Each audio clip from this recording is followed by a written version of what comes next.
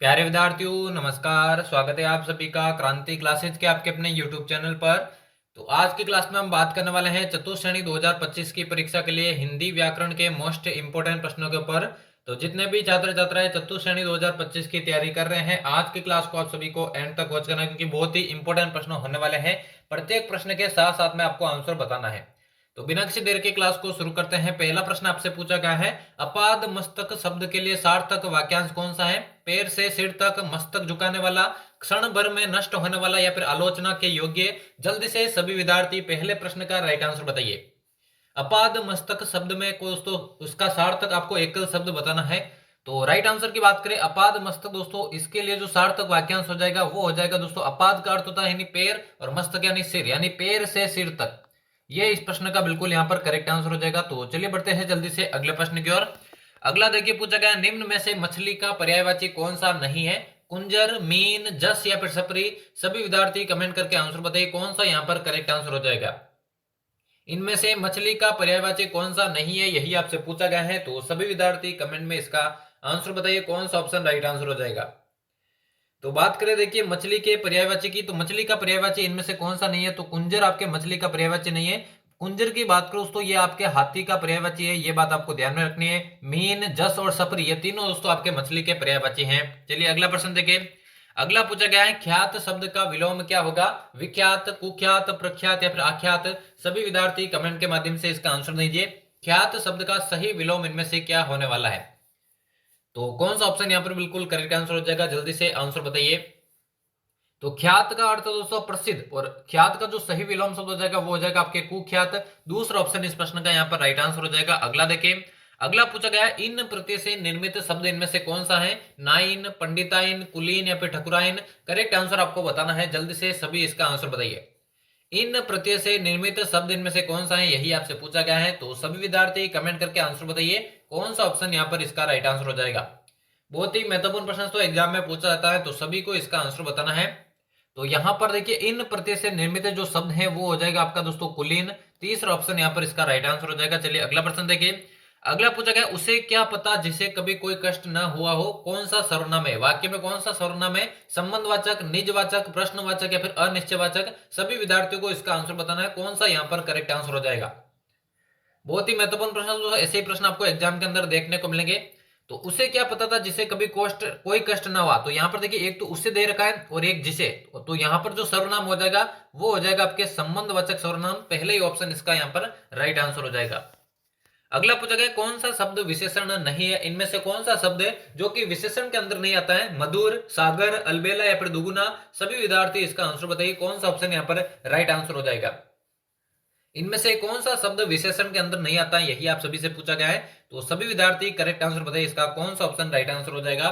तो यहां पर देखिए विशेषण शब्द कौन सा नहीं है? तो सागर दोस्तों यहां पर विशेषण शब्द नहीं है। दूसरा ऑप्शन यहां पर इसका राइट आंसर हो जाएगा। अगला देखिए, अगला पूछा गया, कौन सा शब्द यहां पर शुद्ध दे रखा है? वयस्क, श्राप, तात्पर्य या फिर कृतज्ञ। सभी विद्यार्थियों को इसका आंसर बताना है कौन सा यहां पर शुद्ध शब्द दे रखा है।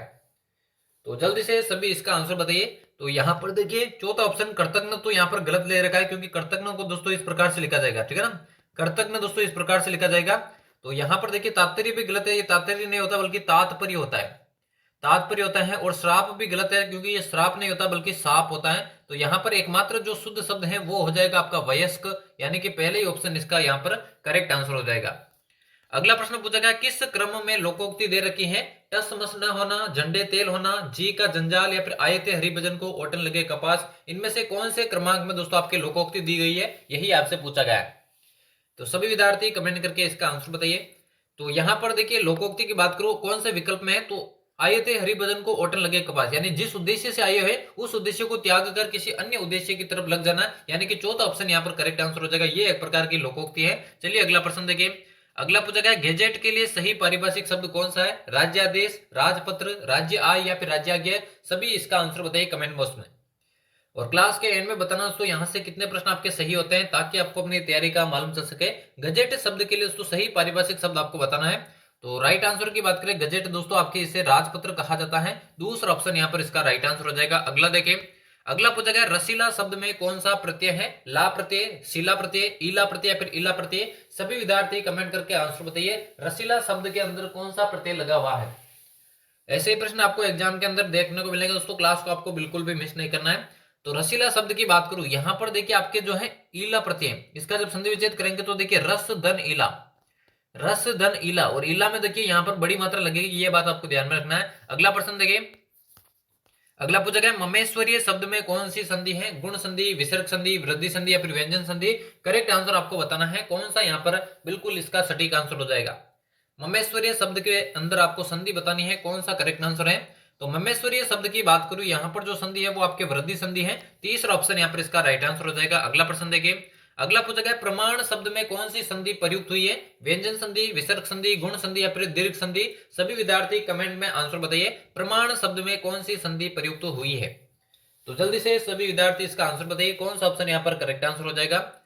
तो प्रमाण शब्द की बात करूं, यहां पर जो संधि प्रयुक्त हुई है वो आपके देखिए व्यंजन संधि हो जाएगी, पहले ही ऑप्शन इसका बिल्कुल करेक्ट आंसर हो जाएगा। अगला देखिए, अगला पूछा गया निम्न में से किस शब्द में समूहवाचक संज्ञा नहीं है, निद्रा, भीड़, कक्षा या फिर सभा।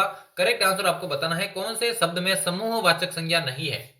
तो जल्दी से सभी विद्यार्थी इस प्रश्न का आंसर बताइए, कौन सा ऑप्शन यहाँ पर करेक्ट आंसर हो जाएगा।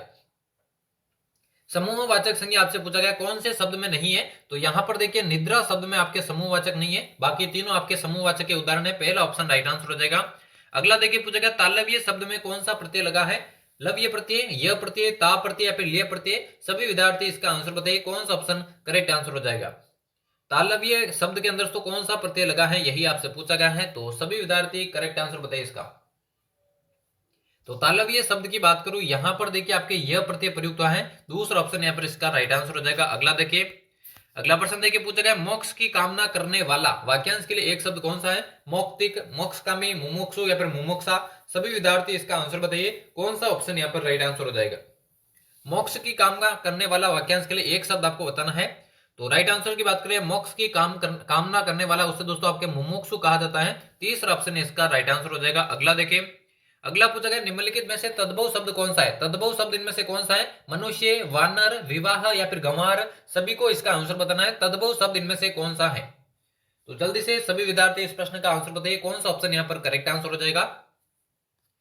तो यहां पर देखिए मनुष्य की बात करूं, ये आपके तत्सम शब्द है, इसका जो बनेगा दोस्तों वो आपके मानव बनेगा, इसका जो बनेगा वो मानव बनेगा। वानर की बात करूं, ये भी तत्सम शब्द है, इसका जो तद्भव बनेगा वो आपके बंदर बनेगा। विवाह भी आपके तत्सम शब्द है, इसका जो तद्भव बनेगा वो ब्याह बनेगा। तो यहां पर दोस्तों एकमात्र जो तद्भव शब्द है वो हो जाएगा आपका गंवार, और इसका जो तत्सम बनेगा वो बनेगा दोस्तों ग्रामीण। तो चौथा ऑप्शन यहां पर इसका करेक्ट आंसर हो जाएगा। अगला पूछा गया पत्र जिस व्यक्ति को लिखा जाता है उसे क्या कहा जाता है, प्रेषक, प्रेषिती, प्रेषक या फिर प्रेषण। सभी विद्यार्थियों को इसका आंसर बताना है, कौन सा ऑप्शन यहाँ पर इसका राइट आंसर हो जाएगा। जिस व्यक्ति को पत्र लिखा जाता है उसे क्या कहा जाता है, तो प्रेषक तो देखिए जो भेजता है उसे कहा जाता है, जबकि जिस व्यक्ति को लिखा जाता है उसे दोस्तों प्रेषिती कहा जाता है, दूसरा ऑप्शन यहाँ पर इसका राइट आंसर हो जाएगा। अगला देखें, अगला पूछा गया निम्न में से तत्सम शब्द का चयन कीजिए, कपूर, बहु, मधुप या फिर भंवरा। करेक्ट आंसर आपको इसका बताना है, कौन सा ऑप्शन यहाँ पर राइट आंसर हो जाएगा। तत्सम शब्द का चयन इनमें से आपको करना है। तो सभी विद्यार्थी कमेंट करके इसका आंसर बताइए, कौन सा ऑप्शन यहाँ पर इसका राइट आंसर हो जाएगा। तो यहां पर देखिए तत्सम शब्द की बात करूं, भंवरा दोस्तों आपके यहाँ पर तत्सम शब्द, सॉरी तत्सम यहाँ पर भंवरा नहीं है, बल्कि यहाँ पर जो तत्सम शब्द है वो आपके देखिए मधुप है, मधुप आपके तत्सम शब्द है। जबकि देखिए बहु, बहु की बात करूं, इसका जो तत्सम बनेगा वो बनेगा दोस्तों आपके वधु, इसका जो तत्सम बनेगा वो वधु बनेगा। कपूर का जो तत्सम बनेगा वो बनेगा कर्पूर। और भंवरा दोस्तों आपके जो है, ये जो आपके चंद्र बिंदु है ये दोस्तों हमेशा आपके तद्भव शब्दों के अंतर्गत आता है, इसका दोस्तों भंवरा या फिर मधुप दोस्तों आपके जो भी माने वो बनेगा मधुप। यहाँ पर दोस्तों तत्सम शब्द हो जाएगा, तीसरा ऑप्शन। चलिए अगला देखिए, अगला पूछा गया कार्यालय पत्र में सबसे ऊपर लिखा जाता है कार्यालय का स्थान, दिनांक, पत्र क्रमांक या फिर परिस्थिति को संबोधन। कौन सा ऑप्शन यहाँ पर सटीक आंसर हो जाएगा, कार्यालय पत्र के अंदर सबसे ऊपर क्या लिखा जाता है। तो जल्दी से सभी इसका आंसर बताइए, कौन सा ऑप्शन यहाँ पर करेक्ट आंसर हो जाएगा। तो कार्यालय पत्र की बात करूं, सबसे ऊपर देखिए आपके कार्यालय का स्थान लिखा जाता है, पहले ही ऑप्शन इसका यहाँ पर करेक्ट आंसर हो जाएगा। और आज के महत्वपूर्ण प्रश्नों की क्लास का ये लास्ट प्रश्न होने वाला है। यहाँ पर आपसे पूछा गया है राम सो रहा है वाक्य में कौन सी क्रिया है, सकर्मक, द्विकर्मक, अकर्मक या फिर पूर्वकालिक। जल्दी से सभी इसका आंसर बताइए। और यहाँ से कितने प्रश्न आपने सही किए हैं ईमानदारी से आपको कमेंट बॉक्स में बताना है, जिससे आपको अपनी तैयारी का मालूम चल सके। राम सो रहा है इसमें क्रिया आपको बतानी है। तो राम सो रहा है, यहां पर देखिए आपके जो है अकर्म क्रिया का प्रयोग किया गया है। तीसरा ऑप्शन यहां पर इसका राइट आंसर हो जाएगा। तो यहां पर हमारे चतुर्थ श्रेणी 2025 की परीक्षा के लिए हिंदी व्याकरण के मोस्ट इंपोर्टेंट प्रश्नों की क्लास समाप्त होती है। उम्मीद करता हूं क्लास आप सभी को पसंद आई होगी।